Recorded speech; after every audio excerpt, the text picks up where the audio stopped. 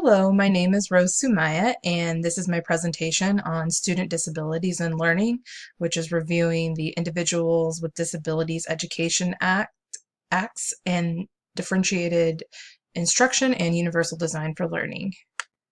So here we just have the 13 disabilities that are defined by IDEA, and as you can see, there are some that are kind of related to one another, like deafness and hearing impairment, then visual impairment and deafness, blindness.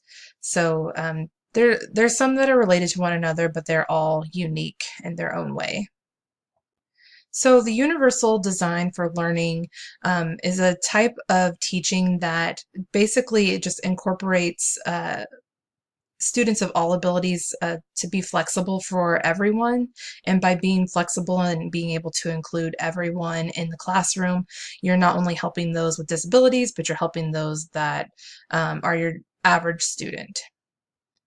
So by having representation within Universal Design for Learning, which just means like knowing your students and knowing what you need to do for them, you can take action and make your goals, which will lead to your motivated learners. Just keeping your students engaged in the classroom is what it's all about when you're being flexible and trying to get everyone on board. So with differentiated instruction, it's similar to the universal design for learning, but you are making your assessments and breaking your students down into groups and helping them learn in ways that learn and be assessed in ways that are helpful to each of them individually. But once again, it's going to be good for students that have disabilities.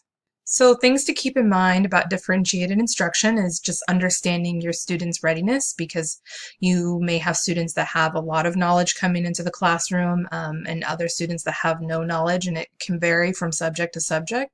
Understanding their interests, taking an interest inventory is a great way to understand your kids and keep them engaged. And their learning profile, which means, that's understanding if they have a disability, especially like a learning disability, and what kind of influences are in their lives environmentally, culturally, and based on their gender. So we're just going to go through the 13 different types of disabilities, and starting with specific learning disability, which can include dyslexia and an auditory processing disorder and various other things. But these sorts of things can affect the way the student learns by affecting their ability to read, to do math, and to memorize different things. So socially, that can affect a student by making it hard for them to engage with their peers, by not being able to necessarily tell a story, or being afraid to talk in front of people, and that can affect their academics as well, because they may not even well, obviously they may not be able to read well if they have dyslexia. So just different types of struggles with that. So some ways to incorporate the universal design for learning and differentiated instruction into the classroom for specific learning disabilities is, one of my favorite thoughts is to have a speech to text ability. So if you have a student who has a hard time writing because of dyslexia or something else, they could just speak and get their thoughts across. And then on differentiated instruction side, once again, just being aware of where your students are coming from. That's a big one, especially in these regards, because it may not be super obvious. And then asking the student how they prefer to be evaluated or to express how they've learned the knowledge. So speech or language disabilities can just mean like a speech disorder, which means there could be stuttering, or you're adding or omitting different sounds. A language disorder can mean that you're having trouble understanding and receiving information. So of course, these are going to affect the way that a student is in the classroom. If you're academically, if you can't understand what your teacher's saying, that's makes things very difficult. It could be very hard to have a class discussion if you have a speech problem like stuttering, or and that can also affect your social situations. And cognitively, it just means like applying that to instruction when you're having trouble understanding is difficult. So for ways to help in those situations on differentiated instruction, I think having a one-on-one conference with your students so that way you can gauge how they're doing and be able to hopefully make sure that they're understanding what you're saying.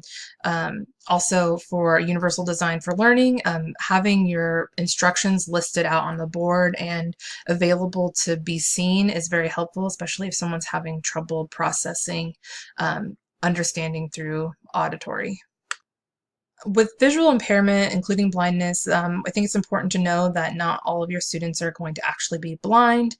A visual impairment just means there's low vision. They may be able to see a little bit, which is helpful because that opens up your options a little bit. But it's just to take that into account. And one of the ways students are most affected is not being able to pick up on incidental information, like the minute body language that you might be using when you're presenting a subject. Also, it might be that a student feels left out of social situations because they may not have the cultural touchstones that other students do.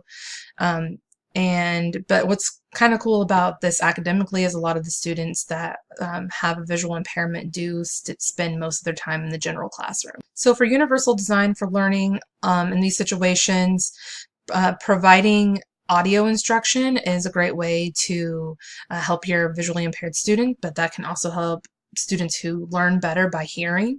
And differentiated instruction wise, I think it's good to be able to break out your students into groups. You can have a student who is not visually impaired paired with someone who is, and they can help one another. And also having more tactile hands-on type projects, so that way all the senses are being engaged and not just the sense of sight. With hearing impairment and deafness, it's kind of similar to vision impairment because deafness deafness means that you have no ability to hear, but hard of hearing means that like through a hearing aid, the student might be able to hear you. Socially, students who are hearing impaired, they might feel a little bit like secluded, like community-wise, because they are kind of have their own community already. A student can absorb information differently because they feel like they're speaking in a second language, because if a student knows ASL, English is literally a different language than ASL.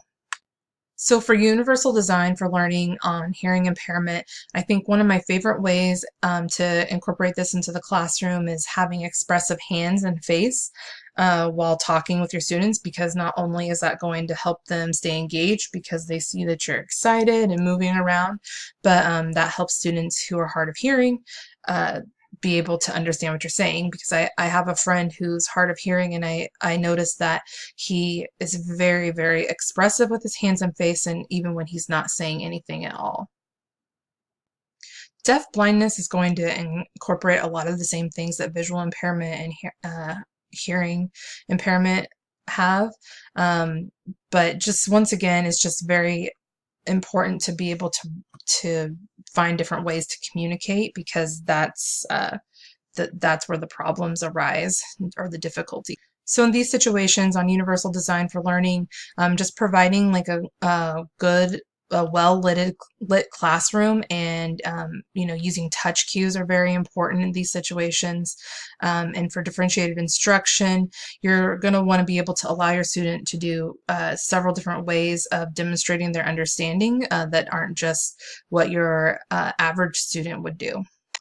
With orthopedic impairment, that is also used, also called physical disability often, and that can include a lot of different conditions, but one of the main ones is cerebral palsy, which cognitively, 50% of students that have cerebral palsy are also intellectually disabled.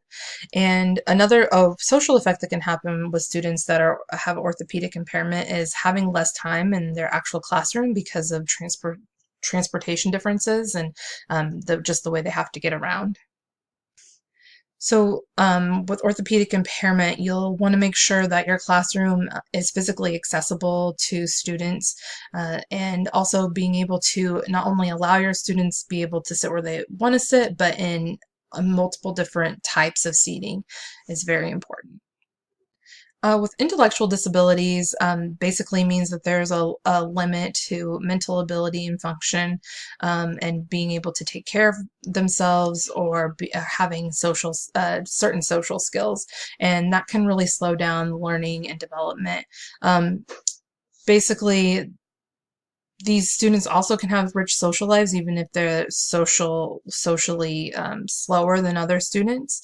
But a lot of times, the student will need individual help academically. So one of my favorite things for using universal design for learning and with intellectual disabilities is allowing students to learn about how to take care of themselves, because not only is that good for someone with intellectual disability, but that's good for all students. Traumatic brain injuries are an acquired injury, which means that it's something that happens to you. It's not genetic. One of the interesting things with this is that there can be a drop in academics, but a lot of times that it will kind of even out or correct itself. A great way to use differentiated instruction for a traumatic brain injury is having your students work in groups, so that way not only are they getting help that they may need, but that also helps them socially. Autism spectrum disorder includes 5 different types of syndromes, but basically what it mostly entails is that there are atypical language development and issues with socializing. With this, you could help your students by observing how they like to learn and understanding what their preferences are, so you can personalize their work and make it interesting for them. But this also helps your other students, because that helps them stay engaged just as much.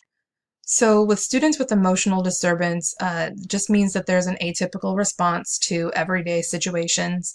And one of the biggest things to note about this is that students with emotional disturbance have 52% dropout rate, and that male African Americans are disproportionately diagnosed with this. So ways to use universal design for learning is, allow your students extra time transitioning, which helps everyone, and also giving your students a way to be physically active in the classroom to help move their bodies, and sometimes that can help someone feel calmer. Other health impairment can mean a lot of different things, but one of the biggest ones that you'll see in the classroom is ADHD, and basically that affects your attention in the classroom, and makes it hard for the student to achieve what they're capable of. So to use differentiated instruction, one way you can do that is to grade based on knowledge of core concepts instead of just completing a task. And also using universal design for learning, you can have your students, you can record your lessons so your students can go back and view them. With students with multiple disabilities, that just means that there are 2 disabilities present, but a lot of times that can also mean that there's severe disabilities. That can academically affect a student by not knowing exactly how to assess them, because there aren't ways prepared to gauge that exact combination of things. And on this one, it kind of goes back to intellectual disabilities, where you can integrate self-care into your lessons, which can help all of your students. And then also having peer tutoring, so that way students can get to know one another and help each other. So what I noticed through going through the 13 different types of disabilities is that with universal design for learning and differentiated instruction, well, you have different types of students, but a lot of the same methods you can use in those situations will help a lot of different students. So it just keeps going back to knowing who your students are, and keep that ongoing assessment, and always making sure that you're being flexible in the classroom and just constantly gauging what your students need. Thank you.